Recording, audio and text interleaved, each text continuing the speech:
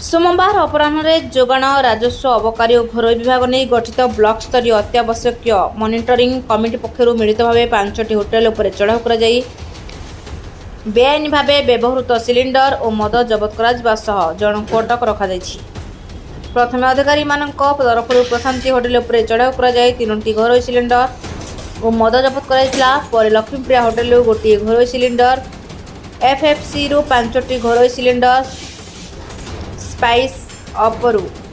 2टी commercial और कनकदुर्गार गोटे commercial cylinder और किसी परिमाण मद जबत कर जबत होता मदर परिमाण 5000 हो जिलापाल निर्देशक्रमे मॉनिटरिंग कमिटी अध्यक्ष खैरा तहसिलदार अमित रंजन होता नेतृत्व में चढ़ाऊ जोगाण निरीक्षक सुहासिनी साहू अबकारी एएसआई प्रहलाद सामल समेत खैरा पुलिस कर्मचारी सामिल थे। ଏହି ଚଢ଼ାଉ ଆଗାମୀ ଦିନରେ ଜାରି ରହିବ ବୋଲି ତହସିଲଦାର ପ୍ରକାଶ କରିଛନ୍ତି। ବାଲେଶ୍ୱରରୁ ଛାୟାକାନ୍ତ ମହାନ୍ତିଙ୍କ ରିପୋର୍ଟ, ରୂପାଥାଳିଆ ନ୍ୟୁଜ୍।